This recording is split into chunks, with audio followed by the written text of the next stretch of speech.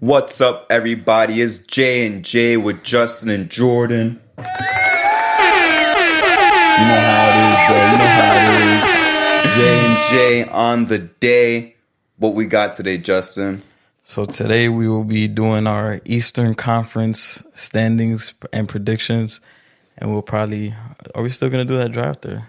We'll see how it goes. See if we get into it with any of the standings. We're kind of doing the easier, less exciting one first. The West one is going to be the one we're probably going to have the most disagreements.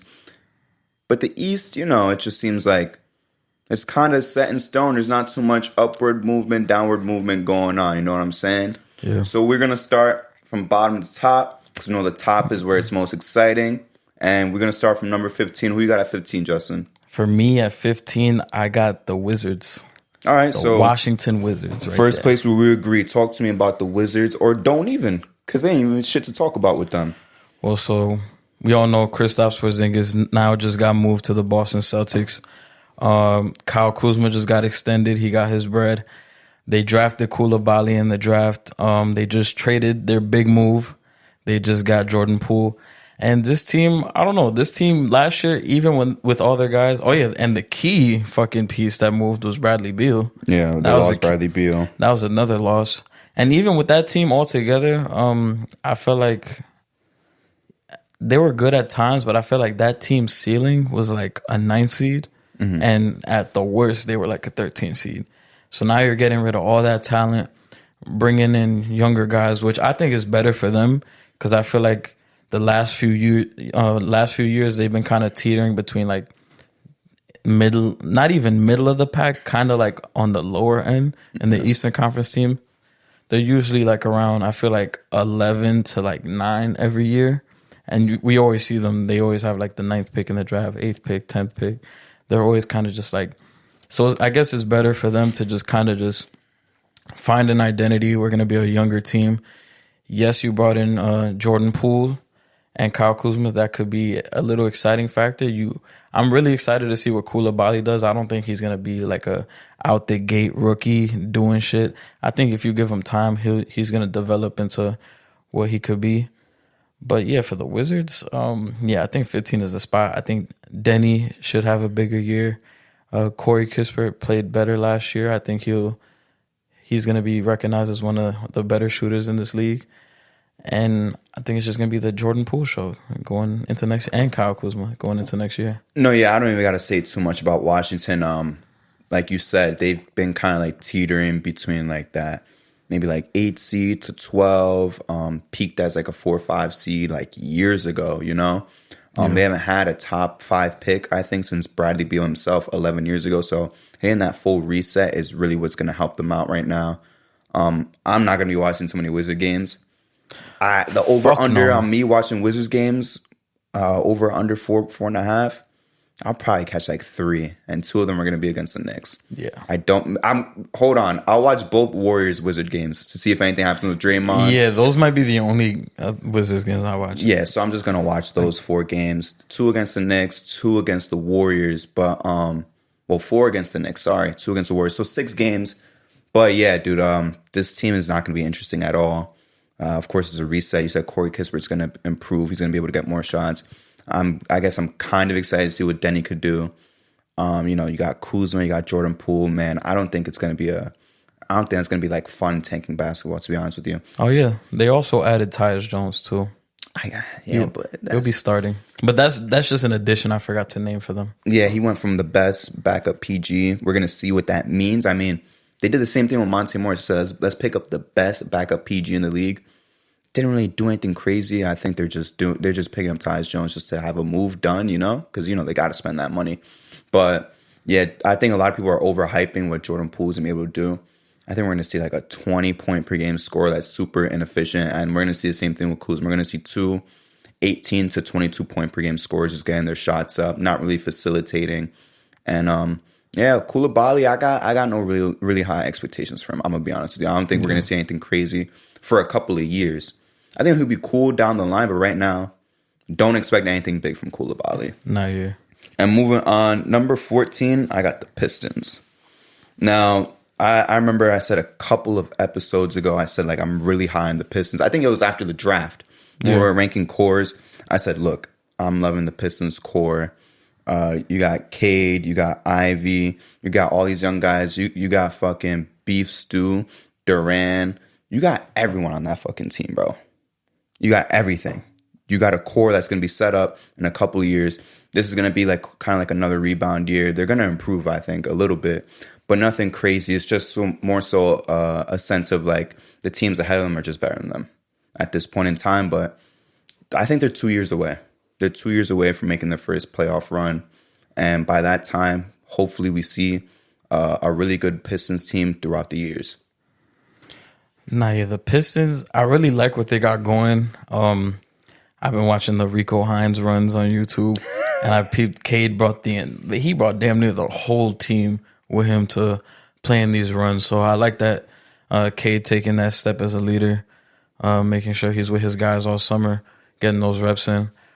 For me, I had the Pistons a little bit higher, but it's still kind of in the same realm, kind of just like bottom of the East. But I think we will see improvements. This is going to be a test year because we're finally going to be able to see Cade play with his team, basically, because he only played, what, like 12 games last year? Oh, and I loved betting his overs on the rebounds. No, he could do everything. I think he only played like 12 games last year, so he still has to get familiar playing with Jaden Ivey. I really like what I saw with Jalen Duren. I think he's gonna be a fucking beast. I really like the Sar Thompson in the summer league. I think at first when they first drafted him, I was kind of like, what? But I think he could fit in with that team. And I'm still like, it's still a question mark to me. I want to see it like in application how it's going on with Cade, with Ivy, with everybody there. I want to see it in full effect what it's really going to look like. I think it's still a question mark now, but I think Asar could figure it out. Like, I don't think he's like a demanding basketball player. He could kind of just get it where he fits in, and he won't be kind of just like a distraction or a black hole. But yeah, I think this year will kind of just be like a figure out year. They brought in Monty Williams, a winning coach. He's going to hopefully change this locker room and do something better for the Pistons. Yeah, I think this is going to be like a test year for them. Joe Harris, big move. Joe Harris, yeah. Did they get somebody else, or was it just him too? They got the additions I know of is Joe Harris, Asar. Of course, you just said Monte Morris, but that's Monte, coach. No, well, I'm talking about Monte Morris. He's on the Pistons. Yes. Oh shit, he's a Piston. Damn, he's a Piston. I said Monty. Yeah, you said Williams. Monty Williams. Yeah. But you said Monte Morris. But yeah, they do have Monte Morris now. That's when you said him and then a winning coach. I thought you were separating the two. I'm like, yeah, damn, we talking about Monte Morris. He a big ass move right now. Oh shit, I think I fucked up. But yeah, I think it's gonna be a fill out year for the Pistons. They'll probably they were dead last in the East last year. Yep.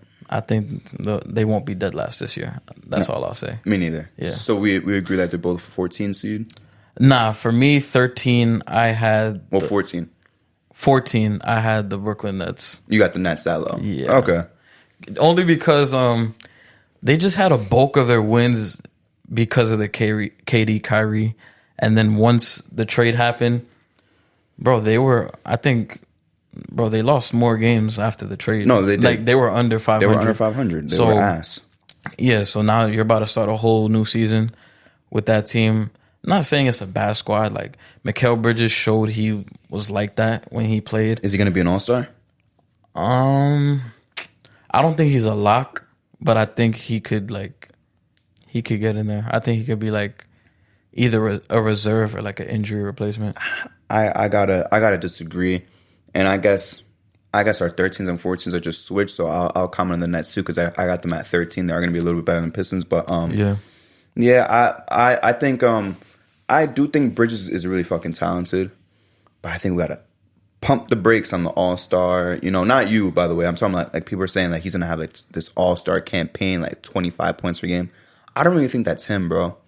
At the current time, like I think he's a really, really, really good fucking sidekick.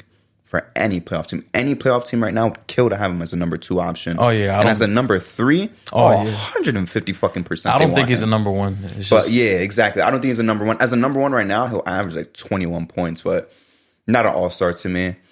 Cam's really good, but they signed Dennis Smith Jr. I don't know what the fuck that's gonna do for him. I don't think he's gonna be too bad or too good. But yeah, the Nets right now, I got them as a 13 seed. This is gonna be part of their rebuild right now because, like you said, like they weren't supposed to be in the playoffs. Yeah. The only reason they made the playoffs is because of KD and Kyrie. But yeah, this season, maybe 30 wins. 30 wins on the dot, but nothing crazy. Like they're definitely not going to be fighting for a playing spot. Not yet. But Jacques Vaughn did do a good job as a coach last year. Nick Claxton, I'm interested to see what he does next year. I really liked they drafted Dariq Whitehead. That was a good pickup. I think they picked up somebody else in the draft, the G League player. Forget the name right now, but yeah, and then we got the fucking people. A lot of people are saying the Ben Simmons comeback. I don't believe it. We see this shit every summer. If they want the number 1 pick, let Ben Simmons play 40 minutes. Yeah, like I'm done with the Ben Simmons workout videos and all that. I fell for it too many times. I'm sleeping, just like who said that? Kendrick Perkins about the Timberwolves. I'm sleeping with the AC on. Sleeping? Bro, I've been in a fucking coma for 5 years on Ben Simmons. And you know that. I've been in a coma. You've been in a coma. I'm sleeping with like the AC. Like kicking it old school, bro. I've been in a fucking coma on Ben Simmons. I'm sleeping with the AC on with my noise cancellation headphones on. Like I'm not waking up for that shit. You just got Frank Ocean blasting in your ears, just chilling, falling asleep. I'm good off Ben Simmons. That nigga should be $5 on Mojo at this point. I don't know what it is that they smoking over there, but he should that be $5, and even that is a terrible buy right there at that point. Like seriously, I got no faith in Ben Simmons coming back, or he'll come back, but he'll play 30 games and then quit again. And I don't know what's gonna be next in his chapter of his career, but I'm done with the Ben Simmons shit right now. When I talk about the Nets, I'm focused on Bridges, I'm focused on Cam, I'm focused on Cam again. I'm focused on Dan Smith Jr. I'm focused on all those guys. I could care less about Ben Simmons at this point. So, and you had the Pistons at 13, right? Yeah. So who do you have at number 12? At 12, I got the Charlotte Hornets. So do I. Talk to me. So Charlotte, well, LaMelo missed a lot of games last year. And, well, now they're saying Miles Bridges is coming back. You're bringing in Brandon Miller, number 2 pick in the draft. I think this year should be I think we're going to see a different LaMelo this year because I feel like there's been a lot of talk around his name that team is kind of like full of shit and all that. It is full of shit. Yeah, they are kind of full of shit. But I think we're going to see LaMelo with a different swag next year. We might see what they normally do. I know since he's been there, besides last year, they've been a playing team. But I think this year they'll be adjusting to this kind of new style. They got Steve Clifford now as a coach, and he's a guy that he's been there before, and he's not really he's like super mid, bro. Yeah, his teams are always mid as fuck. His teams are always mid as fuck. But yeah, I just think LaMelo's gonna have a big year, but I don't think that's gonna really equate to the team wins in that aspect. But I think him just being able to play with Brandon Miller and kind of just get to know each other on that end. Mark Williams, second year, he improves. Kelly Oubre had a good year last year. That was really good. Hopefully he could bring that again. I think there was questions with PJ Washington about him returning because I think he wanted to get paid or something. Yeah. So I don't know if he's coming back or what the situation is with that. Miles Bridges obviously coming back. I don't know how big of a role they're going to give him, like off rip, or like what they're going to be expecting from him. Because to me, I don't know if they're going to go in thinking like, all right, do what you did 2 years ago. I don't know if that's going to be the case. But if that is the case, that would help a lot. But yeah, I just think this team I don't know, Steve Clifford is just a mid-ass coach. Does Bridges and Brandon Miller start at the same time? Bridges and Brandon Miller? I mean, I don't know if Bridges is going to start off rip.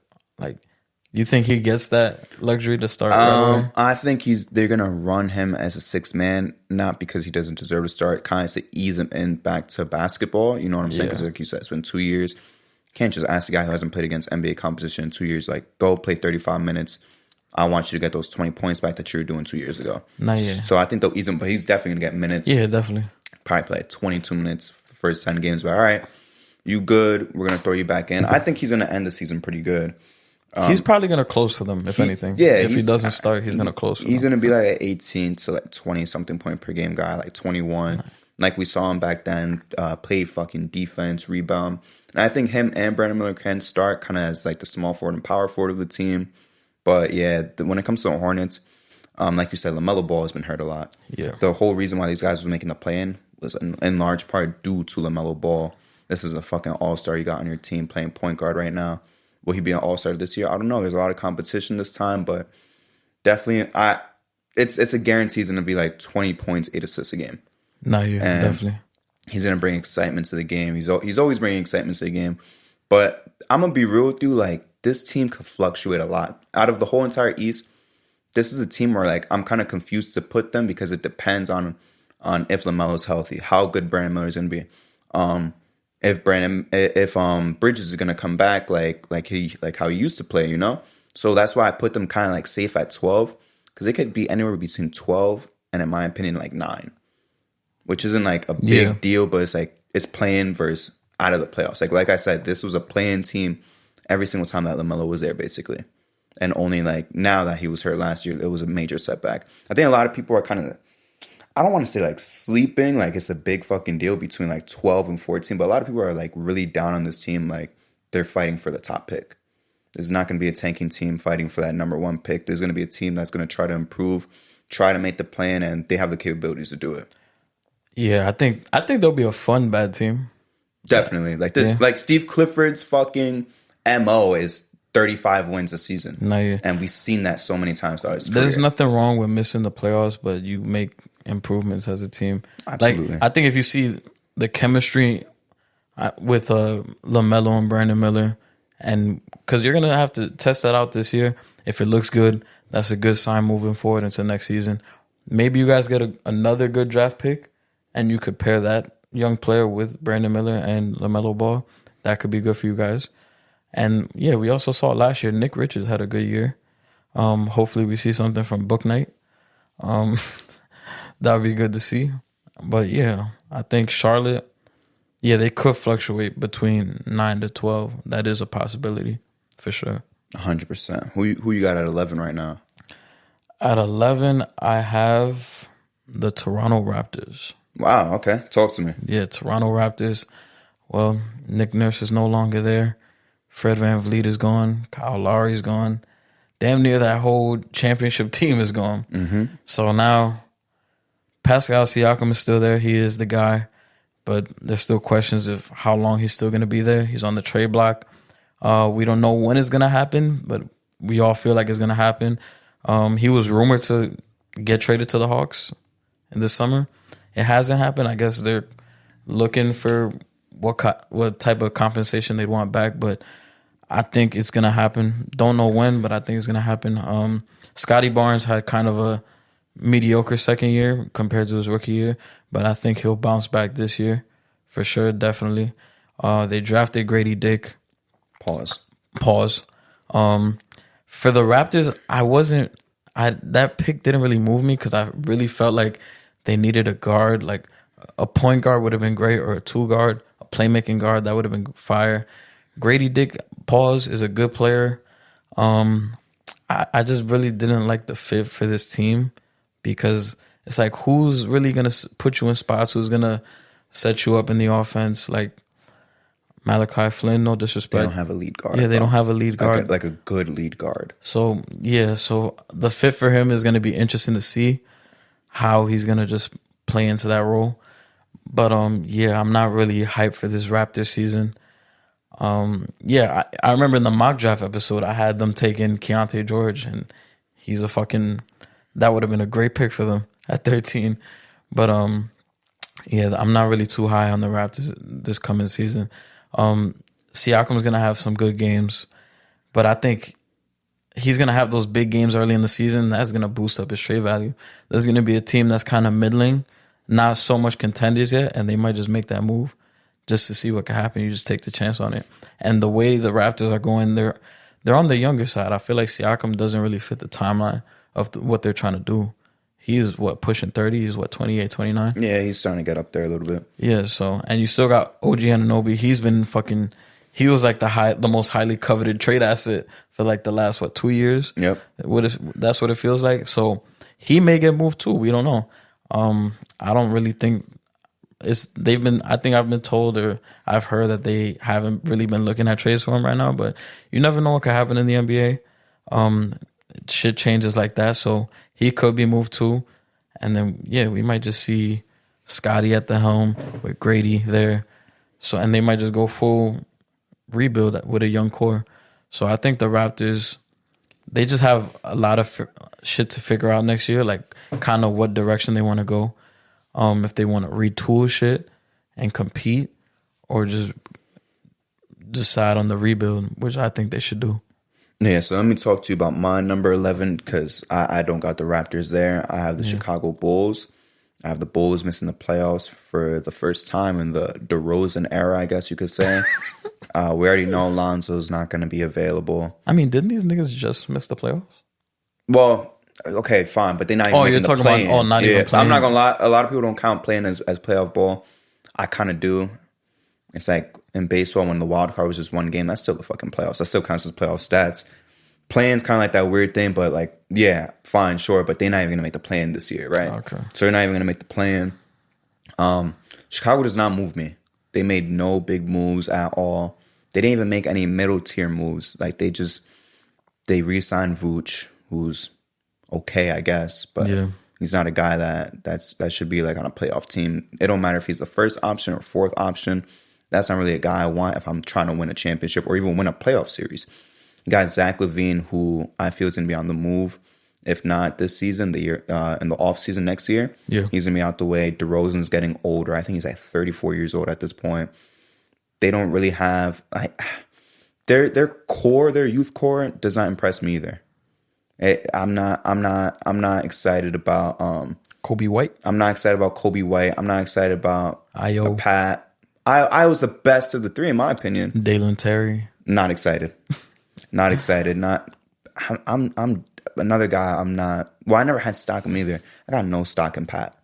Oh, Pat Williams. Yeah, I got no stock in him. Yeah, I don't think he's ever gonna really be on shit at this point. I remember he's getting like a lot of Kawhi comparisons back then, but I'm good off that. This team is definition of fucking mid right now. Like you peaked as a 1 seed for like 2 weeks 2 years ago. You really thought this was your squad going forward. It was always fraudulent. And now look where you are now, Chicago. And be stuck as an 11 seed. I feel like the biggest thing that happened for the Bulls this offseason was Lonzo getting up from that chair. Oh my God, bro. Yeah. Let's not do that to him, bro. I love Lonzo. Let's not. I love Lonzo, but yeah, that was probably like the highlight of the Bulls offseason. Jeez, man. But yeah, I don't know if I want to talk about Chicago now. No, that's all right. We'll get some. Because I have Chicago. Well, I got Chicago like 2 spots higher. All right, so I got number 10. I got the Magic. I'm really high. Yeah, on I got the Magic right too. now. Yeah, I got the Magic too. I'm really high on the Magic, bro. Paolo, as we speak right now, is cooking New Zealand right now. He's cooking New Zealand off the bench. You got Franz. You got all these good guards right now. Yeah. You just have a great core right now. You got Wendell. You have a lot of good players. I think this is the time where Paolo's going to take that next step, possibly All-Star this year. Yeah. That's going to be my like dark horse All-Star of the year. Is going to be Paolo. Franz, I think, is going to erupt as like a 20-point per game guy. Paolo, I think, is going to be able to put together 24, 25 points per game this year. Markelle is going to be good. Suggs is going to be good. Wendell is always going to be able to hold down the line. But I'm really high on the Magic right now. I think there's going to be a team that could win, let's say 40 wins. They could be anywhere in between 10 and the 8 seed. But right now, I don't want to get too crazy, so I'm going to be conservative and leave them at the 10 seed. Nah, yeah, I also got the Orlando Magic at 10. I'm really hyped for what this team could do. To me, they have probably one of the top 3 young cores in the league. 100%. So I would say, yeah, Paolo, really good year last year. I feel like he was one of the least talked about rookie of the years in a while. For whatever reason. I don't know. But yeah, he had a great year. Franz Wagner, he's always, I feel like he's such a reliable 2 guy or number 2 option. He's going to improve as well. Markel, bounce back. I think he's going to do it again. He's going to double down. He's such a great fit for this team. He does a lot. Hopefully we see something from Jalen Suggs this upcoming season. I think the potential is there. The upside is there defensively. Offensively, he still has a lot to work on, but hopefully we see that jump. I'm really excited to see Anthony Black this upcoming season. I've been watching his vlogs on YouTube, so I'm excited to see that. Hopefully they figure it out at the guard position because I don't know. I feel like you got to trade some of them. Yeah, you got to trade. I don't know, but I feel like Black Suggs defensively could be crazy if they figure everything out. But that shooting they got to figure out that shooting and that spacing. You know, it's funny. I would rather keep Fultz and Anthony Black and move Suggs and Cole Anthony. Or just trade them completely? Yeah, kind of like phase them out, see what you could get to upgrade the team. Like if I had to pick 2 out of the 4 guards to keep, obviously Anthony Black, not untouchable, but that's your newest guy. You want to see what he could do. Yeah, at least give him like 2 years. Obviously Cole Anthony is also between Fultz and Suggs. I'd rather keep Fultz at this point in time.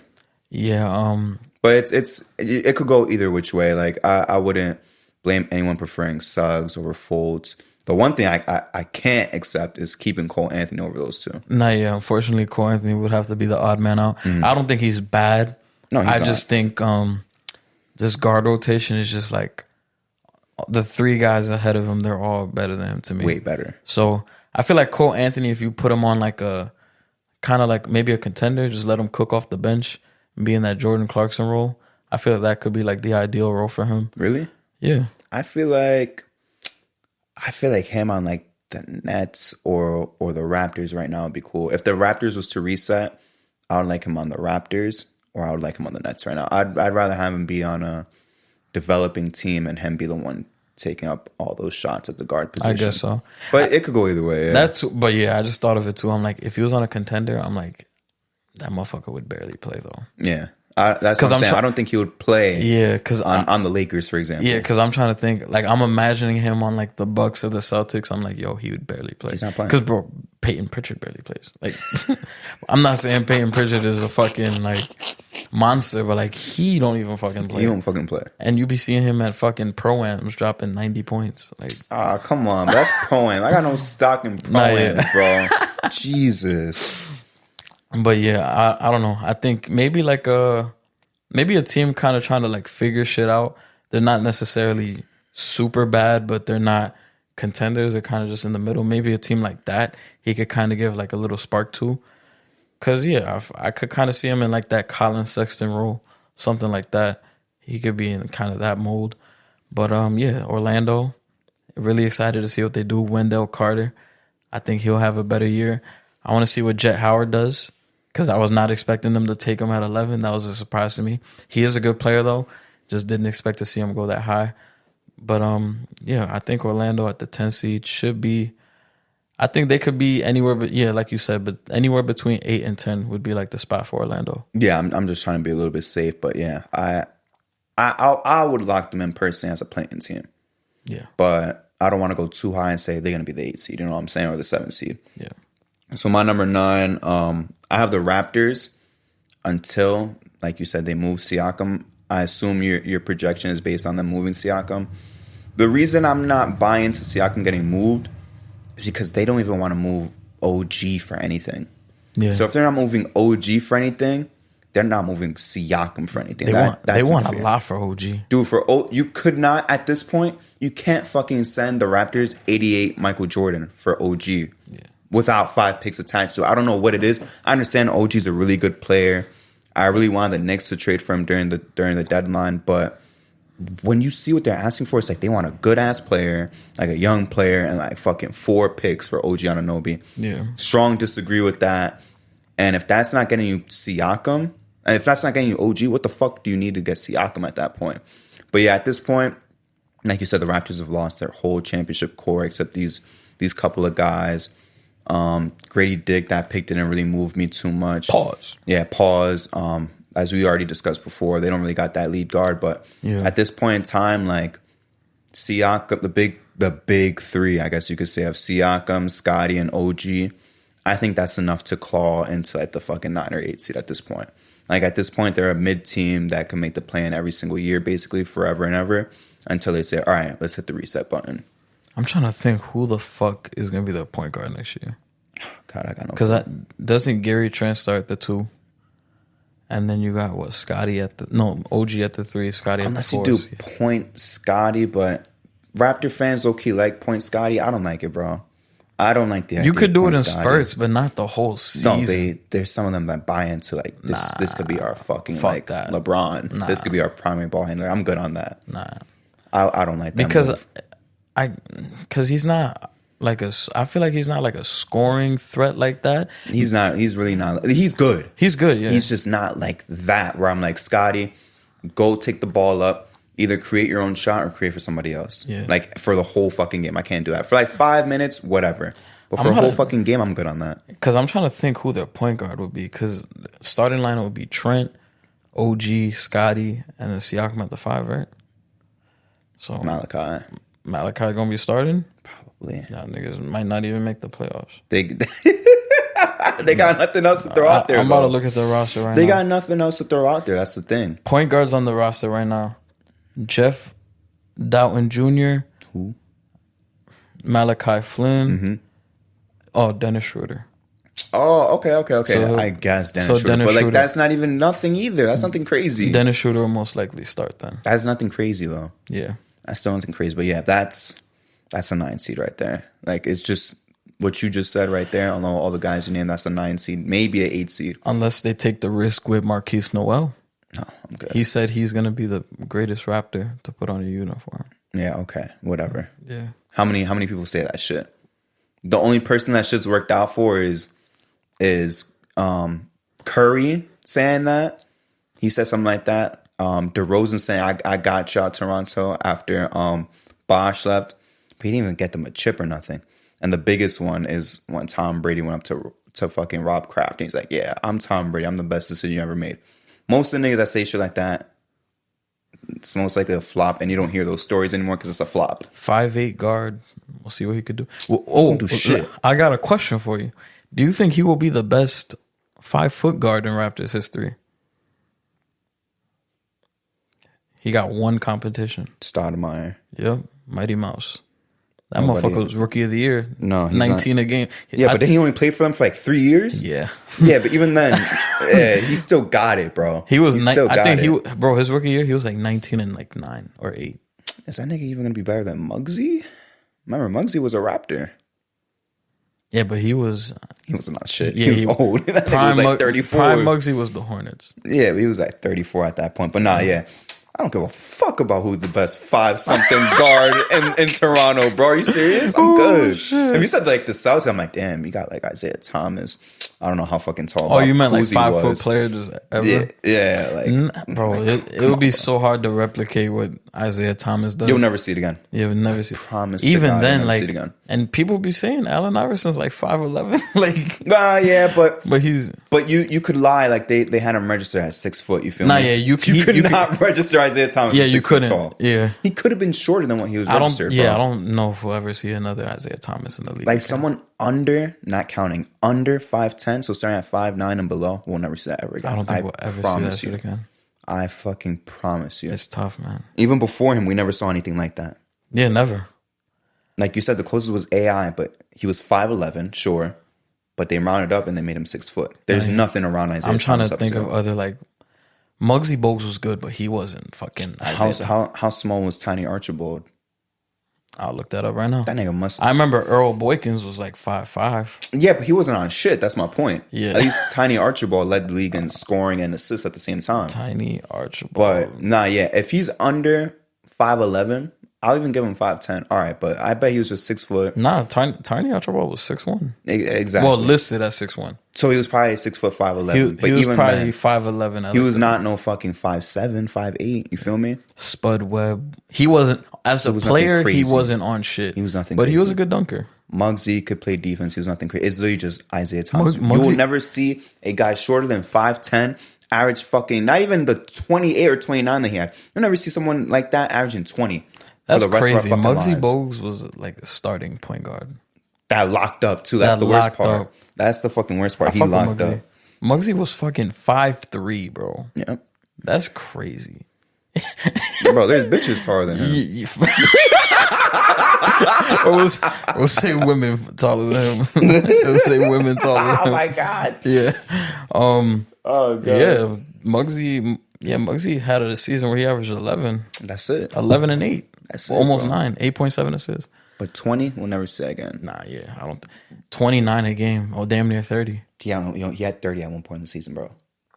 I hate all Boston sports, but I was fucking with him. I'm not gonna lie. I was fucking with him. That shit was crazy to watch. Every fourth quarter, he was just cooking. Bro. Damn. King of the fourth quarter. I miss Isaiah Ain't Thomas. no Kenny Beecham, bro.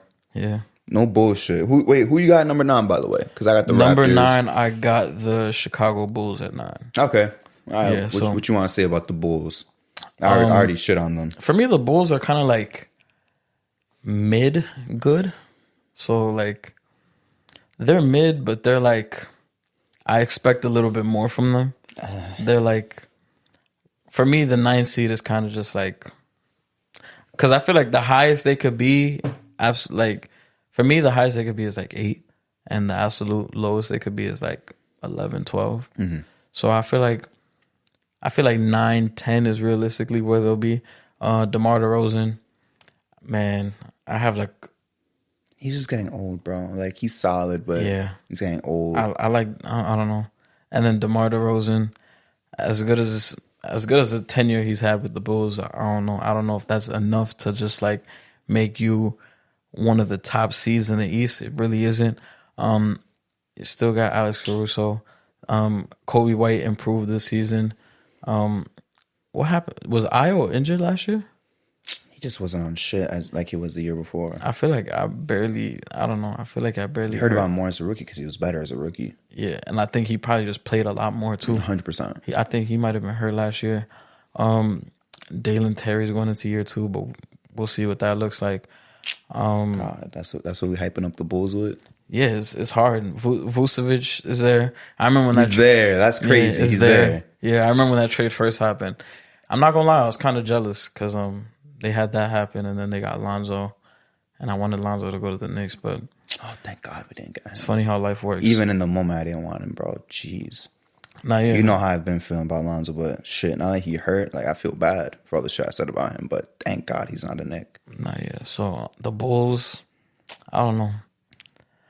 It's gonna be weird to see. I really don't have much shit to say about them because they're just there. They exist, bro. They exist. Yeah, they just exist. I feel like if you're a Bulls fan, it's been kind of rough since 2012. No, yeah, and there's just a couple of teams that just exist. Like the Wizards for most of the last decade have just existed. Like, unfortunately, there's just team like the Hornets for like the last decade, 100% have just existed. I guess besides the first year they were all together, like what was that, 2 years ago? Yeah, or 2 years last ago. season? 2 years ago. 2 seasons ago. Because Lonzo was playing. What's been the best Bulls moment in the last like 10, 15 years? Besides that team? Yeah, besides that. D Rose's game winner against the Cavs. Yeah, I'd probably say that too. The 8 seed Bulls almost taking Isaiah Thomas's first seed Celtics to, I think it took them to 6 games. That was playoff Rondo. That's it, bro. I feel like that's really it. I feel like if you're a Bulls fan, you haven't been happy since D Rose hit that shot. Yeah. Yeah. Unless you're like that hyped up about DeRozan making game winners and shit. Yeah. For like a month straight. Like, or maybe that last year Jimmy Butler was there and he was just cooking. Yeah, that's exactly. But even then, that was him and D Wade. Yeah, but even then, that team was an 8th seed. Yeah. So they've had a little bit better than us though. A little bit better in the last 10 years. Yeah, last 10 years they've had better for sure. Us. Yeah, for us. But they've been bad too though. Nah, yeah, they've been bad. Just ass. I feel like they've been bad, but nobody's really talked about it. It's just been when we're bad, niggas want to shit on us. But Yeah. when the Bulls is bad, like, oh people yeah, will talk about them. But it's not been OD. bad for us. But I think we've had a better last 10 years, 5 years. I'll say maybe like 5 years than them. I think we kind of. Or might be even. Yeah, we won a fucking playoff series. We won a series, so, but yeah, I guess it's not that much to brag about, though. It's not that much to brag about. Let's get into the actual exciting part. 8 and up. Number 8, I got the fucking Pacers. Now, what a lot of people forget about the Pacers, they felt pretty low, but when at the All-Star break, I remember checking the standings. I'm like, yo, we got to pass the Pacers. They're literally like the 5-6 seed before they really plummeted. You've made a couple additions. You got Obi Toppin now, bro. You got Tyrese, another year of him improving. Benedict Mathurin. Miles Turner was the best Miles Turner last year we've ever seen. I think he finally took kind of like that jump that I've been begging him to take, bro, since his rookie year. Because every single year after his rookie year, I'm like, he's going to pop off. He's going to pop off. He's going to pop off. I feel like he really did that last year. I don't think I said Buddy Hield yet, but they've got a lot of good, young, athletic guys, bro. And this is a team that is going to kind of be like the Shocker team. There's going to be a team that I don't think you're going to want to play in the first round at this point. I think Tyrese Halliburton's going to... actually, I want to think. I don't think so. Is Tyrese Halliburton a top 5 PG right now? If not, he's close and he might lock it in. What, after Steph? the season. Are we counting Luka as a PG? No. So Steph. I'm sorry, but PG to me, I'm just naming is like under 6'5". I'm like stereotypical like that. I take it like that. I don't want to put LeBron. You feel me? I'm not gonna rank them in order. I'm just naming names. Steph, Trae Young, Ja, Fox, Shea. Shit, we're counting Shea as a point. I would. Okay, Shea. Yeah, that's 5 already. Yeah, damn. Jalen Brunson. Yeah. But you know he could. He's right there though. Can we at least say that he's right there? He's right there on the edge. He's better than Drew Holiday. You feel me? Like he's better than guys like that. I would say so. I guess it's between him and Garland too in that conversation. But I think Tyrese Halliburton this season is gonna be really fucking special. Damn, yo, him and Garland, yo, that's. But yeah, that's. I didn't even really think about that. Who you got at 8? I also got the Indiana Pacers at 8. Okay. Yeah, I'm really excited for this team, for this upcoming season. Really big fan of Tyrese Halliburton. Sometimes I watch his highlights and I'm like, that's kind of the shit I be doing sometimes. I remember I wanted us to draft him too. Yeah, I'm a little less hurt now. We got Brunson. Yeah, I wanted us to draft him too. That would have been a great fit for us. I'm excited to see what Benedict Mathurin does in year 2. They also got Jarris Walker. I really like that pick for them. He's that boy is a dog. Seeing him and Miles Turner together, that's gonna be a scary sight. Buddy Hield is still there. Miles Turner, blocking machine, he's still there. They got rid of Chris Duarte. That was kind of quick, but yeah. But I really have high hopes for this team. Rick Carlisle is a good coach. With Dallas, I feel like towards the end, his voice was kind of just running out in the locker room. But with this team, he could motivate them, he could bring something out. I think we will see. Halliburton was an All-Star this past season. Yes, he was. Remember the Wally Zerbe? I think he's like. He's a wannabe All-Star. Yeah, I don't know why he said that. He just wanted to back Brunson. I respect it. That's kind of fucked up. Back your niggas, bro. I got no problem with that. Back up your niggas. I don't know. That shit just came out of nowhere because Halliburton isn't like a.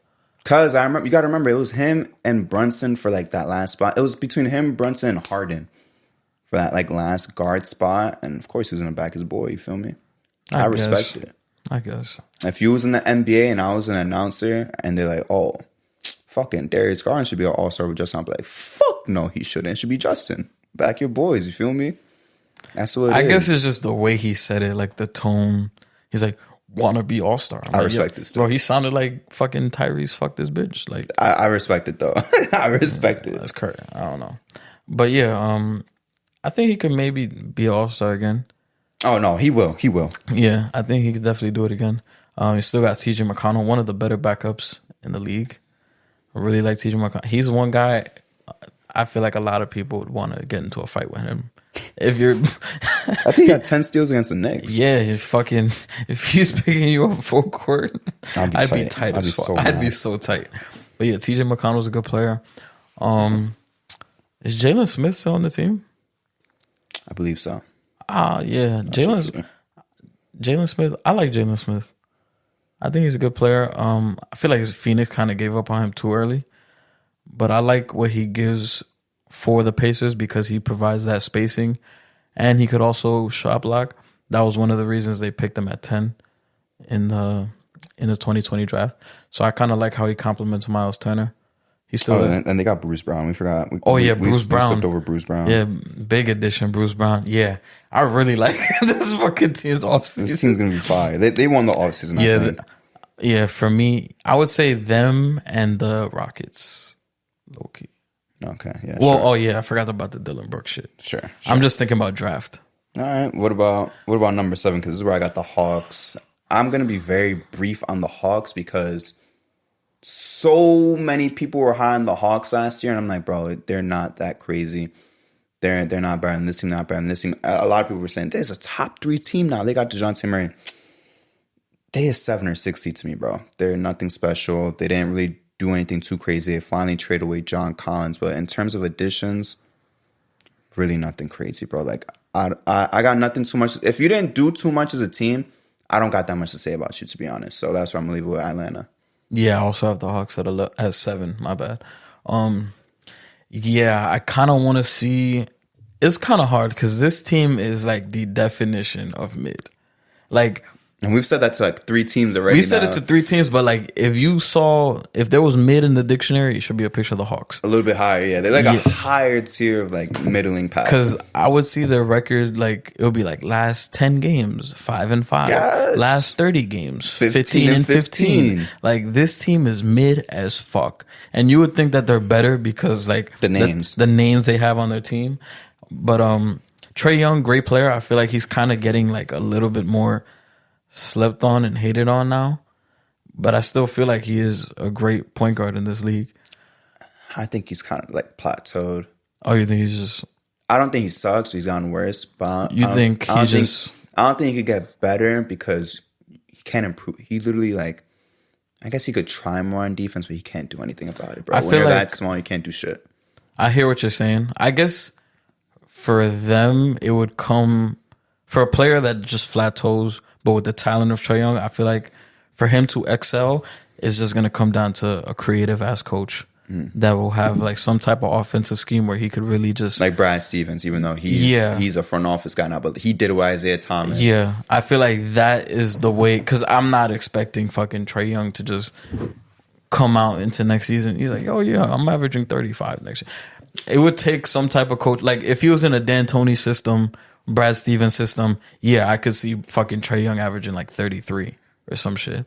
But just off I feel like Quinn Snyder's more of a defensive minded coach. 100%. And with the Jazz, we saw them take a lot of threes. So that's probably the direction they're going to go as a team. And they move the ball a lot. So we'll see that. We'll see another year of DeJounte Murray there, even though a lot of people didn't really like how it went the first year. Hopefully DeAndre Hunter is healthy this year. I like him as a player, but he's really injury prone. Clint Capella has been like the most sure thing on this team. But You know what you're going to get. You know what you're going to get from him. Nothing crazy, Yeah, though. nothing crazy. You're going to get your 15 and like 11 rebounds from him. And they've also been talking about him being on the trade block. So we'll see with that. Onyeka Okongwu's going into year 4. I want to see what he does. He's You kind say of, that every year, though. yeah. He's been kind of just like inconsistent with his minutes, but like I feel he's got to be the next step. You got to bring him in sooner or later. He's kind of blocked off by Clint. That's kind of what it is. That's the only problem. Yeah, 'cause you got to move Clint. Yeah, you'll probably have to move Clint, but at this point, Not gonna do it. I feel like they're so hesitant because you don't really know what Onyeka is gonna get you sometimes, and you just know what Clint is gonna get you. You So, guarantee like yeah, Clint- 11 and 12. Clint is a reliable pro, so he's always gonna have a job in this league. And then AJ Griffin, year 2, he had a good rookie year. Jalen Johnson, hopefully we see more minutes from him. Sharif Cooper, he was one of them guys in the G League. I think he was like G League MVP or something like that. But he probably won't even. Hopefully he gets minutes. He was one of the top high school guys when coming out of his high school class. So maybe we see minutes from him.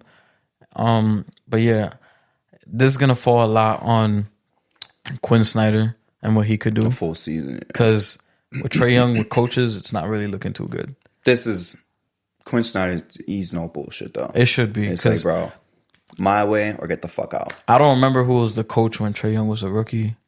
It wasn't Nate. It was Lloyd Pierce, I think. Nah, I think it was somebody else. There's someone before Lloyd Pierce. I think it was somebody else. Then it was Lloyd Pierce. I couldn't tell you then. Because I remember it was Lloyd Pierce, Nate, and then now Quinn. I don't know who came before, though. I think it was somebody else. Lloyd Pierce. It wasn't Bud, though. Bud was already on the Bucks. I'm about to check now. No, yeah. So it was, I remember Lloyd Pierce, Nate, and then Quinn. So that would be the 18-19. 18-19. 18-19. Who's the coach? Oh, it was Lloyd Pierce. Okay, yeah. So it was Lloyd Pierce. All right. Oh, so it was Lloyd Pierce's first year as the coach. Okay. All right, but yeah, yeah. So Lloyd Pierce was a coach for 2.5 years, and then Nate McMillan stepped in. And they had a good year with Nate McMillan. Then the year after it was middling of the pack. Yeah, they had one. Yeah, and then Nate McMillan was on. Yo, his teams just be fucking good 1 year, and then just mid. Oh yeah, actually not. I'll say the Pacers were good for 2 years. Like that's 17, 18. Actually, I'll say 3. I'll say the 17, 18 Pacers were really good. But yeah, and that also factors in Oladipo too getting hurt. Yeah, that's who. Yeah, 18, 19 Pacers were still good. I thought the 19, 20 Pacers were good as fuck too.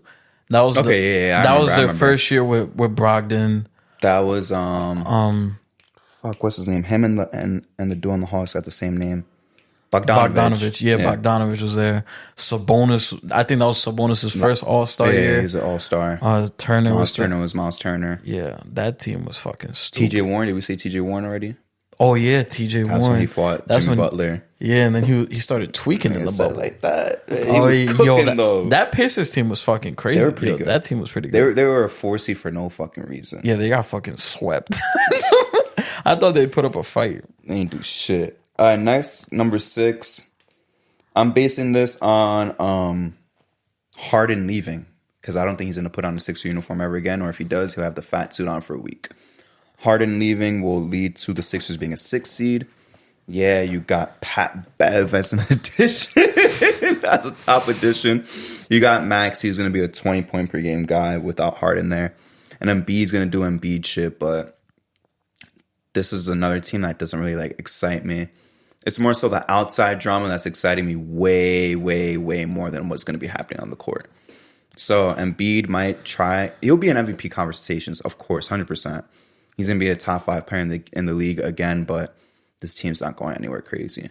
I don't think whoever is going to end up in the 3rd seed, if the Sixers are 6 seeds, is going to be like, fuck, like I'm scared.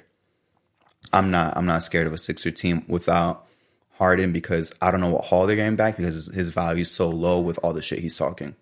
So at this point, yeah, I'm banking on an Embiid Maxey team and Pat Bev because I value Pat Bev way more than fucking Tobias Harris at this point in time. I was about to say no Tobias. I knew when you looked at me, you was like, "What about Tobias?" Nah, fuck Tobias Harris.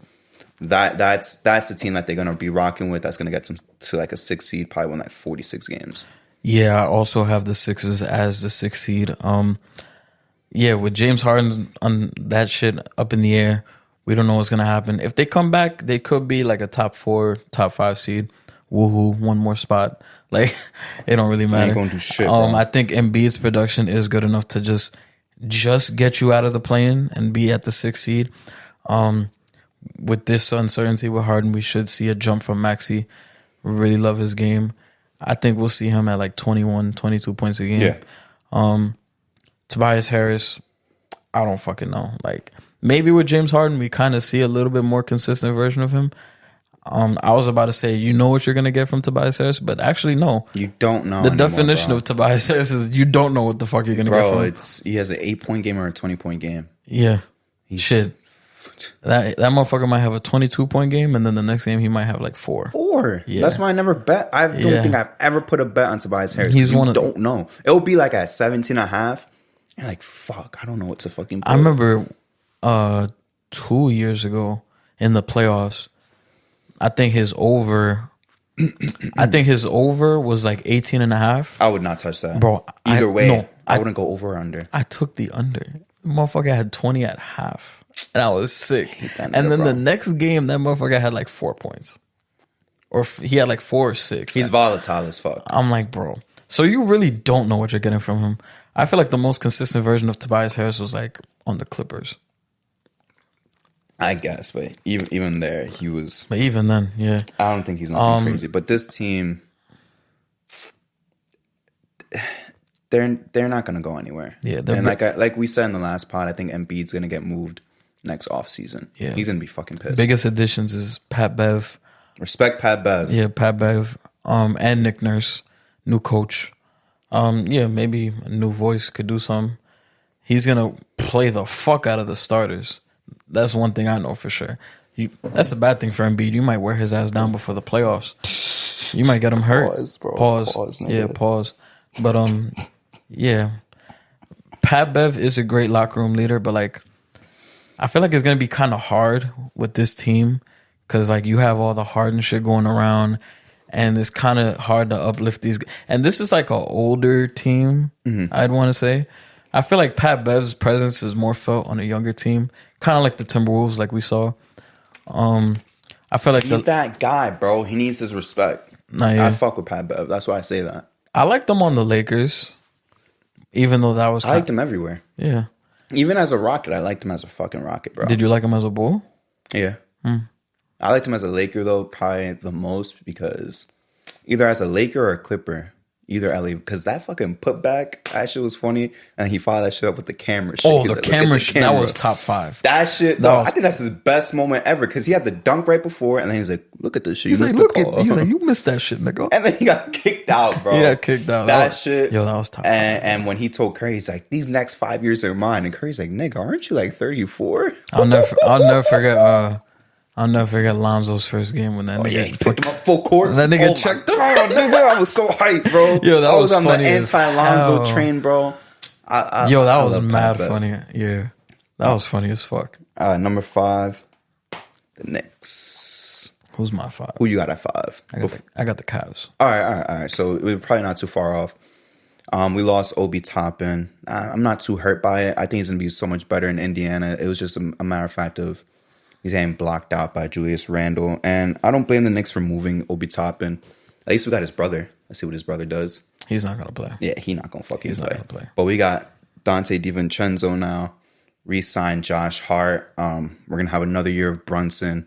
He's gonna be an all-star this year. He should be stamped.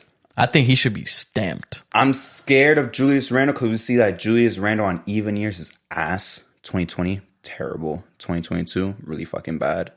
This year, I don't know if he's gonna break the curse. I think he's gonna be good this year. I think it's gonna be ass. You think and then so? 24, 25, it's gonna be fucking all NBA again. Like, I don't know. It's the odd years. Even year Julius Randle is terrible at this point. I think he'll be good. I think only because we have Brunson now, and because 2022, he's coming into the year Primary ball handler. primary ball handler. He just But he used to piss me off. When he was like, he started being a bitch, and Freddie was like, "Oh, I thought RJ was gonna close out for us." Bro, you were the all-star last year, most improved, all NBA, and here you are moping like, "I thought RJ was gonna take it home." I think he will still be. I think he'll still have the same production as last year because that 2022 season, he's coming into the year primary ball handler. He just had the season of his life, so now teams is fucking keying in on him every fucking night, like he's the guy. And even then, even that year, he might have not had like everyone says he sucked, but like counting stats wise, he was still like. Yeah, but he was empty stats, bro. Yeah. Come on. We was watching, But he was still good though. But it wasn't like the same impact. But I think this team's gonna. But I think hit 48 wins. I think this season Julius Randle was. I think he'll be where he was at last year because we have Brunson lead guard. He'll take some of that. He'll ease some of that pain off, and then Randle could just keep doing his thing. So I think he'll still be in the same production. The one thing with Randle this year, I feel like went crazier was his rebounding. Yeah, his he's rebounding. always got a rebound. Then I will have 10 points on 20% shooting, but he'll have 12 rebounds. Yeah, there were games this year where he would have like 25 points and like 15 rebounds. Like, shit like that. I'm like, so yeah, I think his production will stay the same. I'm liking what you're saying because that means you got the Knicks higher. Yeah. I think Randall's cap is like 25, 26 points a game. Yeah. I think he's going to be a little bit lower, probably like 22, and Brunson's going to have that 26. RJ's going to have like 17, 18. Hart and DiVincenzo are going to be good role guys. Quickly, 6 Man of the Year campaign. Not going to win, but he's going to be up there. I don't know if he's going to win it yet, but... Ooh, excuse me. Mitchell Robinson's going to be good. Just solid team all around, bro. But why you got the Cavs kind of low? I think the Cavs, they brought in Max Strus. Who else did they bring in? They brought in somebody else. I'll check for you while you keep going. Yeah, they brought in Max Strus while he checks the other additions. I know they brought in snipers. That's what they're trying to do. They brought in some shooters. Yeah, they want some shooters. They need a wing. Like I've been saying, they need a wing. You got Imoni Bates, Ty Jerome, Georges Niang, Max Strus. Oh yeah, Georges Niang. That was the other one. That was their offseason. Georges Niang, Max Strus, Imoni Bates. Mm-hmm. So, yeah, they've been going in on that wing, seeing what they're trying to do. I would say, I guess this could be one of those teams that kind of tries to go heavy on the top seed for home court advantage. But I'm like, what does that really mean? Because, like, they had home court advantage this last playoffs. Didn't really do anything for them. I feel like it's going to be, teams are going to look at them differently. Is you have a 2 small guard backcourt. Donovan Mitchell is a dynamic scorer, but sometimes it's hard. Like Darius Garland is really good, but I feel like he could play with the ball without his hands, but I feel like he's way more effective when he's going. When he's the man. When I feel like the Cavs look their best when Darius Garland got it going. So I don't know. That's gonna take. He's the engine. Yeah, I think that's gonna take some figuring out. Yeah, he got to be the engine. I'm not saying he got to be out there scoring 30, but like he got to have 20 though at least. Yeah, 20 to win games. Because remember in that Knicks series when he got shut down, bro, it was raps for them though. And the one game they won was when Garland went off. And I was telling people, I'm like, bro, there's gonna be at least one Garland game. And I thought there was gonna be more. I'm not gonna lie. And he's gonna go crazy, and they're gonna win that. I was like, when there's a Garland game, they're gonna win. Or when they're both cooking, they're gonna win that game. And I forgot what game it was. I think it might have been game 4. Where he started cooking in like the third quarter, and they started coming back. Yeah. It was. Was it game 4? It was 4. It was in New York. I think it was game 4. It was 3 or 4. He was in New York. Because I remember game 3. I think that might have been the game where we blew them out. Yeah, I think game 3 we blew them out in the Garden, and I couldn't tell you. Yeah, I think game 3 we blew them out in the Garden because that was a Friday night game, and then game 4 was a Sunday game. And that game was kind of close, and we won. And then we beat them in Cleveland in game 5. So, yeah, Darius Garland has to be the engine. The only reason I don't have this team higher is because, like, I think the Bucks are going to finish better. Mm-hmm. Celtics are obviously going to finish better. But what's left over? You got the Heat and the Knicks. The Knicks, they're kind of the same tier, though. Yeah, Heat and Knicks are on the same tier. I have the Knicks just one spot higher, so it's not really too big of a difference. Yeah, for the Cavs, I guess just figuring out that wing depth is going to be a thing. We're going to see what Jared Allen does.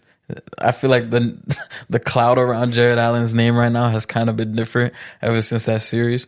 So I think he's going to have a good season. We said he need a sandwich. Well, we said him and Mobley. Mobley needs a sandwich. I want to see what Mobley does in this next season. Hopefully he improves offensively. DPOY candidate. He'll win it. He's winning this year. You think so? Yeah. I think he's gonna have to be. I think down the line, he's gonna have to be their 5. 100%. He's gonna have to be their 5. Allen's cool right now, but you got to move him. Because I'm like move Allen and keep Mobley. Yeah. So yeah, I guess what they're trying to do now is just get more certainty for that wing spot because we saw in the playoffs last year, Okoro, great defender. I'm not even gonna say great, good defender. He's cool, but he don't hit shots like. He got no offense. Yeah, he be having games where he's just out there. He got no, like we said last time. LeVert got offense, no defense. Coral, no offense, all defense. And puts them together, they'll be cool, but sometimes they lack in what they good at. Yeah, and Okoro, his minutes are fucking dipping. season by season. Because he's not that fucking good, bro. Max Strus should help that out with the shooting. Georges Niang's a shooter. Imoni Bates is one of the top high school players. We'll see what he does. But yeah, I think this team, they're going to be in the mix. They're going to have big games. We're going to see throughout the regular season, they might take a game from the Celtics, and everybody's going to be like, oh, the Cavs. Yeah, the Cavs. But I like the Cavs, though. Yeah, I like the Cavs, too. But I don't know. For me, it just leaves a bad taste. Pause.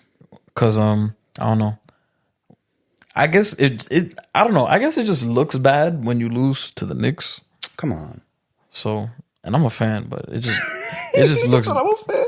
I don't know. I guess it's just all this shit I just hear. So when you lose to us, it looks different because they were supposed to win that series. Yeah, remember they were seen as contenders. They were supposed to go to the Eastern Conference Finals. That's why I think I picked the Cavs to beat us. I could be wrong. That's why it left kind of a sour taste. Pause, because like I had this team as like they could go to the ECF. Me too.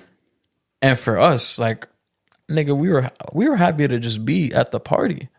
Like, but they underestimated us. I think that's what the Cavs were supposed to. The Cavs were the guy at the party that was supposed to hook up with the girl. We were the guy that with no drip, no money. Drip, we just funny. We were the last minute invite. We were just funny. We were the guy that got invited because one guy backed out. Yeah, and we ended up taking the girl. Exactly. So, this nigga. So yeah, we Does that happen to you? No. Sounds familiar. No. Sounds like you're talking about a real life story that I wasn't there for. I'm just making an analogy. But yeah, we start looking at that Cavs guy a little bit different. You're a loser. Yeah. So, not saying he don't get girls no more, but like, you let that guy take... Smash? Yeah. Take your girl? So, we kind of look at him different now. He could still do his thing, but we just look at him different now. I think Cavs at 5. I could see the Cavs between 3 and 5, realistically. Me too. So who's your 4 seed? 4 seed for me right now, I got Miami. And I understand they just went to the finals as the 8 seed, but as we've seen a couple of times since Jimmy Butler's been to Miami, seedings, like the regular season is not really like a big deal to them. Last year we saw them get in as an 8 seed. I believe they were a 4 seed one point in time. They were the 1 seed the year before last. So it's just constantly fluctuating. I think in the bubble they're a 2 or 3, if I'm not mistaken. They're one of the 2 or 3 seeds. So regular season, the Miami Heat, you don't know what the fuck you're gonna get from them, to be honest. They've lost a lot of guys. They lost Gabe Vincent. They lost Max Strus. They lost Oladipo. They've lost a lot of guys, but have they made any big additions back? Not necessarily, but this is kind of predicating. Well, this doesn't even predicate on the Dame thing, to be honest with you. Whether they get Dame or not, I think they're a 4 seed. Dame will make them better in the playoffs, but in the regular season, I don't think it's gonna make them from like, oh, there's gonna be a 50-win team to like 58 to 60 wins. They're just gonna. I think I got them locked in like at 50 wins as a 4 seed right now. It's a good team, but as we've seen them every single fucking year, except the 1 year against Milwaukee where they got smoked, this is a playoff team. They don't give a fuck about the regular season. Jimmy will probably play like 65 games or something. But when it comes to playoff time, they're contenders. They're contenders until they get, swept in the first round. But no matter what, they're always going to be in that fight. They're always going to be throwing hands. Tyler Herro's coming back. So that's kind of like a fake addition because he's just coming back. He wasn't in the playoffs. Yeah. He's going to do his thing. He's going to drop his 20-something points. Bam's going to be a top 3 defender in the NBA again. Jimmy's going to be Jimmy in the regular season, and we're going to really see the real Jimmy come out in the playoffs. But right now, I'm not buying into anything of them being a top 3 seed. They'll have home court advantage first round, but after that, nothing too crazy. Damian Lillard or not, 4 seed, lock it in. Now, yeah, for my 4 seed, I got the Knicks. You really pretty much tackled everything about them. Last year, they finished as the 5th seed? Yes. So just one spot up. I think that full season with Josh Hart this time around, because we got him during the trade deadline, I think that's going to be a really good thing. How many games in a row did we win him? Like 8, right? Some shit like that. I think we won 8 or 9 games in a row with him. And now we're adding DiVincenzo to that. And then now we got another year with Jalen Brunson, already familiar with the offense. We know what he could do now. I think Julius Randle is going to continue to do what he does. I'm not really worried about him having a shitty year, even though that's kind of like the trend. But I think he'll be fine. Like, he's going to play to his standards. I think RJ will probably get what we normally get from him, like 18 a game, around there. Hopefully he's more efficient and he finds confidence in his drives and in his shooting touch. I think the 4 seed is kind of like safe. That's kind of like the safe spot for us. And then I got the Heat as my 3. Wait a second. So when you say the 4 seed is safe, you're saying this is a lock for the Knicks, or are you saying this is their peak? I feel like I could see the Knicks anywhere between, I'll say like 4 and 6. Yeah, that's reasonable. But I remember last year. Close. I was like, I could see the Knicks anywhere between like 8 and like 9. Dude, last year, especially around All-Star break, I'm like, yo, just please grab the 6th seed. I don't want to be in the plan. Just please grab the 6th seed. Nah, yeah, and we went more than that. Remember, the Heat were ahead of us. The Pacers were ahead of us, as I said earlier.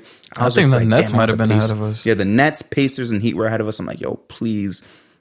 And I would check the standings every day. I'm like, if these guys fall off one game, we're now the 6th seed. Yeah. We're now the 5 seed. So when we peaked at that 5 seed, dude, I was so fucking I remember hyped. definitely last year before the season, I was like, I think we could be the 8th seed.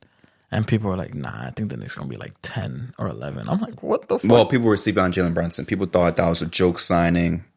I'll be right. I thought Jalen Brunson was going to be good, like an 18-point per game guy, maybe 7 assists, but this good, especially post All-Star break, how good he was, man. Like a full season of that again with his boy Josh Hart, with his boy DiVincenzo. You already got that big 3 chemistry. Just missing Bridges at this point. If we could get Bridges, that'd be really fucking nice. Not likely, but it would be really fucking nice. I'm really liking Mitchell Robinson, but you know who I'm really excited about? Jericho Sims. Oh, I thought you was about to say Q Grimes. I like Jericho Sims. Q Grimes, none of us even touched on, but that's true too. But I'm a really big fan of Chris Jericho Sims. He's I'm being dead ass. I really like him. Like he could guard out on the perimeter. He's swatting shots. We all know he got the bunnies. It's kind of like if Mitchell Robinson goes down, I'm not panicking, you know? Yeah. iHeart as well. Like I'm not panicking if iHeart or Mitchell Robinson goes down, because when Jericho Sims gets those minutes, I'm happy with his minutes. Like I'm not expecting him to drop 15 or anything. But him getting like 8 points all on lobs or put back dunks, 10 rebounds, a couple of blocks, I'm more than happy with that, because Mitchell Robinson does that anyways at a higher pay grade. I love his rebounding for the team. He's a beast. Yeah. I guess I could talk about the Heat because I got them at my 3 seed. Yeah. So, yeah, like what you said is a good point. Like the Heat aren't really like a team that kind of goes for that 1 seed, even though we did see them be the 1 seed 2 seasons ago. I think around 3, 4 is kind of where they'll be at. You still want to get home court advantage. You still want to be in the mix. I think they could do that. You'll have Tyler Hero come back. Hopefully, we don't know what's gonna happen with this Dame trade. We don't know. Even with them, I still see them like around that 3 spot. Yeah. But without them, I still think they could be there. The loss of Strus and Vincent is gonna hurt. 100%. But I really liked what I saw from Jaime Jaquez. I think he's gonna be a good piece for the Heat. Jovic, hopefully he takes a step. We'll see from that. And Orlando Robinson, he was the runner-up for MVP in the Summer League. So, and you know, Heat guys, you could have been fucking not playing a week ago, and you're on the Heat, and they could pick us up off the street. We could probably contribute 2 points. I wouldn't play. Not per game, but if Spo put us in the game, we could probably in like 10 minutes get 2 points. At that point, Spo like, will he's motivate not the good. shit out of me, but he's not putting me in the game. But you know what I'm saying? Yeah, I though? know It's what you like mean. you could pick anybody. Yeah, you could that pick ass, yeah. Spoelstra could find a 6'2" homeless man and be like, yo, I got 3 minutes for you. And then it'll be like a 3 minutes where his plus minus will be like +3. You seen that meme with him at LA Fitness just watching the runs? And it was, Like, there was about to be my next starter. There was runs going on, and you just see. I think it was him and Pat Riley just looking out the window, and they're looking for their next undrafted guy. But not yet. We got to get to that LA Fitness, bro. Not yet. I think Hayward Highsmith, he was playing big playoff minutes. We saw Caleb Martin doing big things in the playoffs. So, and he'll probably get a bigger role this upcoming season because now Strus isn't there, Vincent isn't there. I would love to see a little bit more from Bam offensively, but we know how he is defensively. He's a fucking anchor. He's top 3. Yeah, he's a very good playmaker. He's kind of underrated in that aspect. So I think the Heat will be fine. I think I think they're going to be looking to be not the top seed, but they want to get that home court advantage. Because, man, that ECF playing a Game 7 in Boston, they got the win, but they probably... It's tough. Yeah, it's tough. And they're probably like, fuck that. We want to just keep shit at home. And it's tough to play in Miami, man. It's tough to play down there. It is, bro. When that Miami crowd gets rocking, bro, there's very few teams that have a bigger home court advantage than the Heat do. Very, very, very, very few, bro. And those teams would probably be like the Knicks, Celtics, Lakers. But besides that, bro, like the Heat, bro, in terms of home court advantage, it's going to be hard to get a win there because of that fucking crowd. Yeah. Incredible fucking crowd. So my number 3 seed, I guess our 3 to 5 is similar. It just depends on what you value and how things are going to fall into place. Yeah. This is where I have the Cavs. I believe you had the Cavs at 5. This is where I have the Cavs. I'm loving the Max Strus move. That's going to be a good addition for them because they need that shooting, bro. As we saw against the Knicks, bro, they were killing for somebody to make a fucking open shot. And no one could do it. Who are you going to depend on? Okoro and Karis LeVert both couldn't do it. Shetty Osman was kind of okay, but it's like this is definitely a big fucking upgrade for them. Hell yeah. 100%. Oh, yeah. You touched on Mobley a little bit earlier. I don't know what the odds are, but I do want to lock in a Mobley bet for Defensive Player of the Year. I'm going to be honest with you. I'm that confident in him. He's an incredible young player, one of the best young players that the league has to offer. And he's on the Cavs with Darius Garland and Donovan Mitchell, 2 other younger guys. Donovan Mitchell's basically in his prime right now, but he's not even 30 yet. And he's incredible. I think Donovan Mitchell's going to be in that top 10 conversation, maybe ease his way into top 7. Because remember, he was in MVP talks for a short amount of time. I believe he averaged like 28 points per game last season. Confident he could do that again. Confident that Darius Garland could be one of the best point guards in the NBA. And very, very confident in Mobley being the Defensive Player of the Year. Jarrett Allen, for now, he's going to do his thing. How far they'll get in the playoffs, though, because I think the playoffs is what matters right now. I don't know. I got to see how this team plays out. Max Strus, but currently right now, this is looking like a 3 seed to me. This is looking like a 51 team. I think playoffs, they're also in that category of team. Like, something has to go. Something has to go right for them. Like another team getting knocked out or somebody getting hurt and they could sneak in somewhere. I kind of put the Knicks in that same category too. Like, nobody probably puts us in ECF or finals bound, but like something happens, we never know. Those 2 teams I could see like slipping in through the crack. I believe we said it last episode. Like, when it comes to, remember, the Eastern Conference Finals, common sense, 2 teams got to make it. Yeah. And that means one of the Bucks, Celtics, used to be Philly, but I think the Cavs are going to occupy their spot right now. The Cavs and the Heat, 2 of those got to go out. And 2 of those, obviously, are going to play fucking against each other at some point in time. So you just got to luck into it. The Hawks lucked into it. They lucked into the Eastern Conference Finals. I don't want to say that as like an insult. It's not an insult. It's not an insult at all, but you played the 1 seed and things just went right, such as Ben Simmons choking. That just went right. And I remember when that series started, I'm like, yo, I think the Hawks could win the series. And I didn't think that. I thought that. I was like, Embiid is about to especially after game 1, I was like, the Hawks could definitely. Because, bro, I think the Hawks won game 1. And Trae Young was having his way. I wouldn't even be able to process it. Yeah, I think. Dude, I already forgot how some of these series went. The Hawks won game 1. I remember, and I remember Trae Young that was the scary thing, that Trae Young wouldn't even be like. He wouldn't even have his best games offensively, but like everyone else is picking him up. His playmaking would keep him in the game. Because I remember that game 7, he was like, I think he was like 5 for 15. Yeah, he wasn't. But he had fucking like 15 assists or some shit. Bogdanovich was really fucking good. John Collins was Kevin Huerter really fucking good. Kevin Huerter was that great. last game, bro. He had like 25. He was great, bro. Yeah. Gallinari was hooping sometimes. It was just a good overall team. They were a really good team. Everything was just clicking. But when we say luck into it, I don't want to say like luck too much. There's luck to it. But sometimes things just click.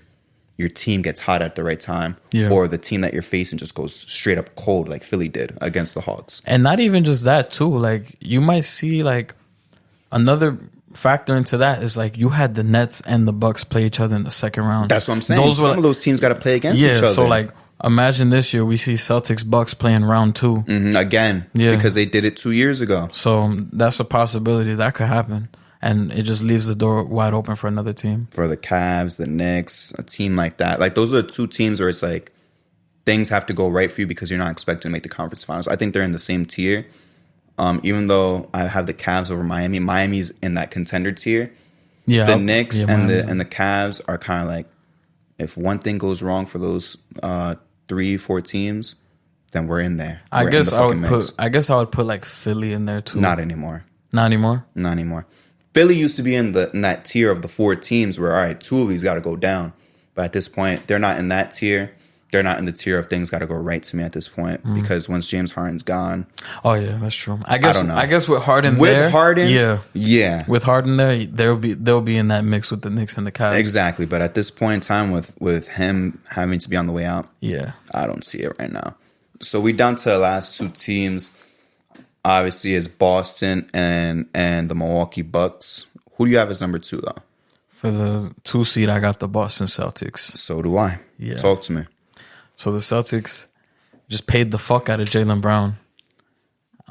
Deservedly so. I don't care what happened this last playoff series. Deservedly so. Now, yeah, you always want to see a player get their bag, especially Jaylen Brown, who he's improved tremendously. If you go back and watch him at Cal to now, it's a crazy difference. It's a crazy improvement. So shout out to him getting his bag. Marcus Smart's no longer there, the heart and soul of the team. Now he's in Memphis. They brought in Kristaps Porzingis. Some people didn't like it. Some people did. It's just a wait and see.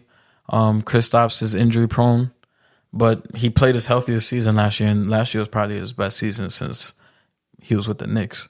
So I guess I could see the concern on both sides, but I think he could help them.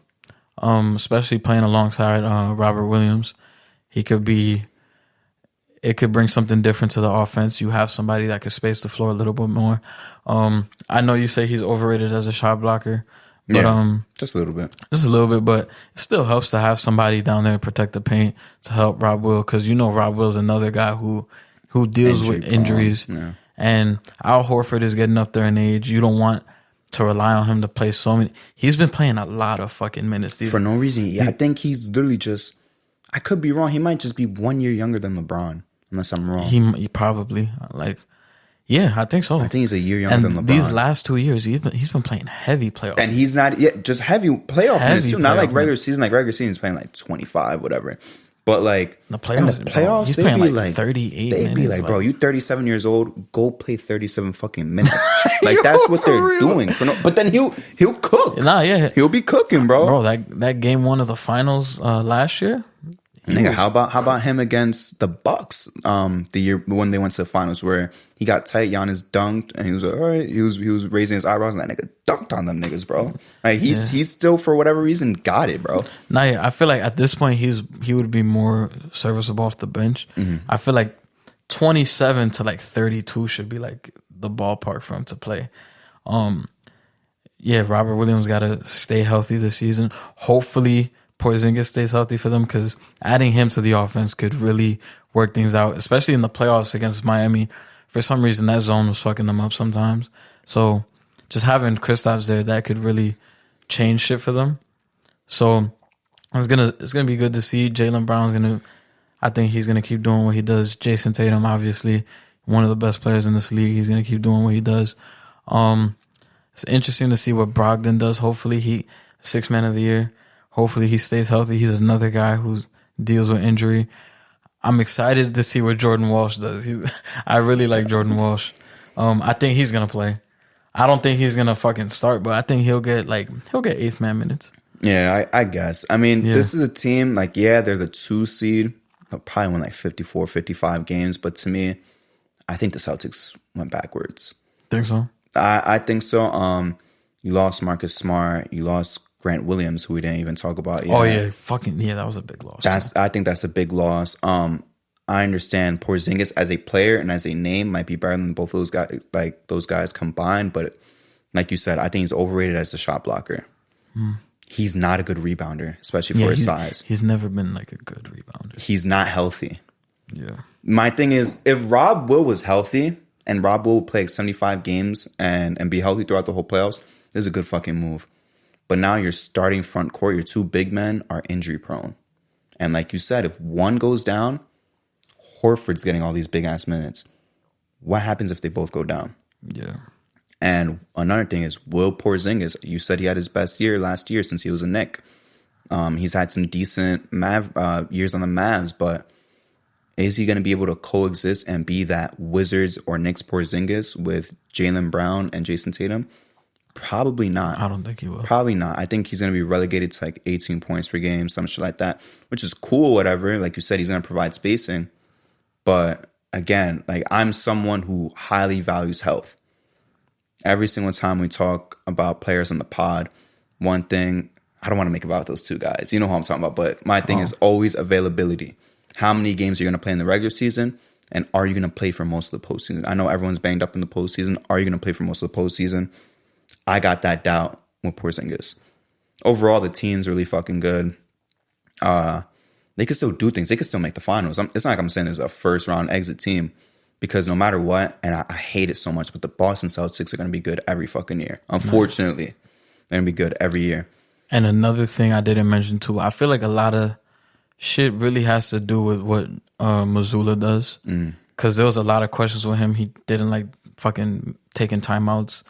A lot of people just said he was just out there just letting them play. Like, I feel like with Porzingis, he's not gonna be doing his wizard shit there. But like, I don't know if Mazzulla would get into him and tell him like, yo, this is a different type of team. This is a contender.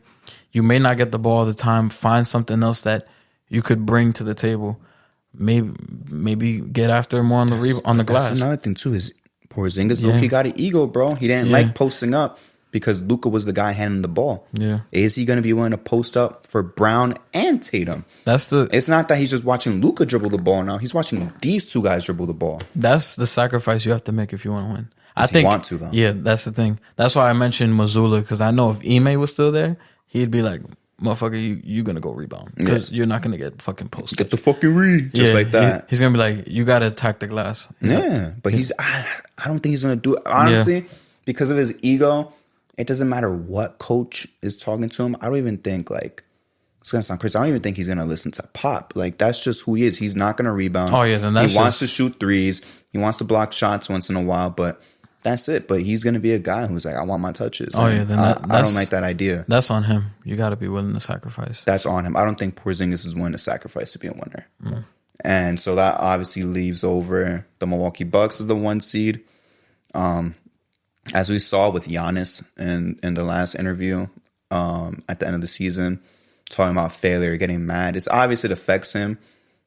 What he said was kind of a cope, I'm not going to lie. And I love Giannis, but you could tell that loss really affected him. You lost to the 8th seed. You lost to your rivals. Giannis right now against the Heat is 1-2 in series. But at this point in time, bro, I think Giannis is going to come back with a vengeance. Yeah. And I know we're going to do our awards predictions later on down the line, a couple weeks from now. I think he's coming back with a vengeance, and I think he's going to be MVP. I think he's going to be MVP. I think he's going to shoot for DPOY again. He might be able to do it again. I know I said Mobley DPOY, but Giannis is probably going to either be first or second DPOY, and he's going to be my MVP. He's really going to fucking lock in this year. Oh, yeah. And I think the Bucks are going to shoot for that. I think they're going to get that 60 wins again, so it's going to be hard not to give it to him. He's going to come back 30 points a game. Maybe even up it, because he's already done 30. Probably try to up that shit to 31, 32. Just a small increment. Fucking 12 rebounds, 5 assists. His a first block and a half and a steal. Was it his first or second MVP? It might have. I forgot which one.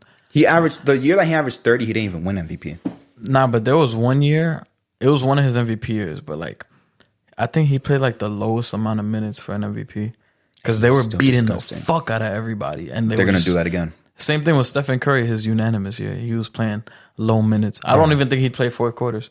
No. And that wasn't just his MVP. There was a couple other years where he was just so dominant that, and people get mad. I was one of the people getting mad, and I was even a Curry fan back then. I'm still not. Like he's cool to me, whatever. But I would be mad at Steve Kerr. I'm like, this nigga got 50 in the 3rd quarter.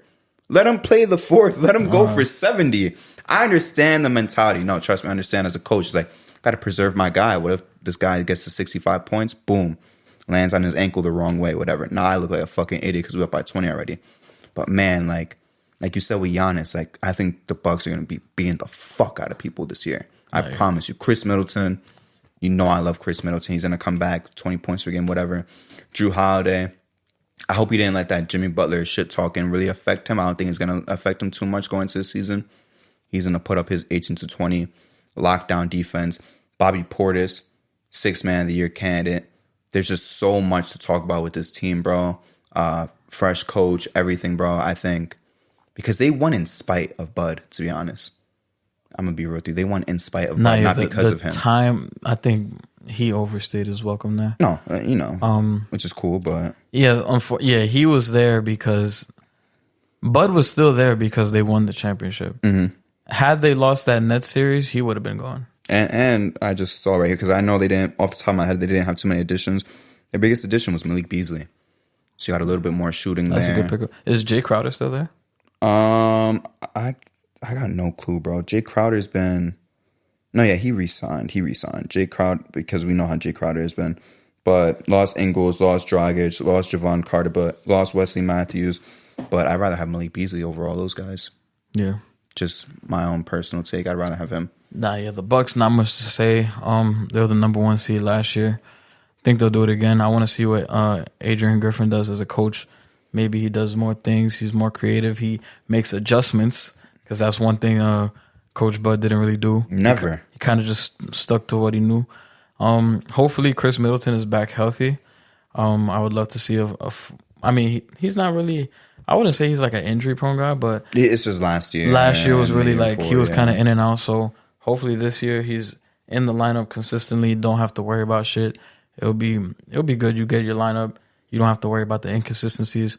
I think this team's going to do what they do. They have all the chemistry. They've 2 years removed from their title. I think they're going to come back. Giannis, like you said, he's going to come back on some shit.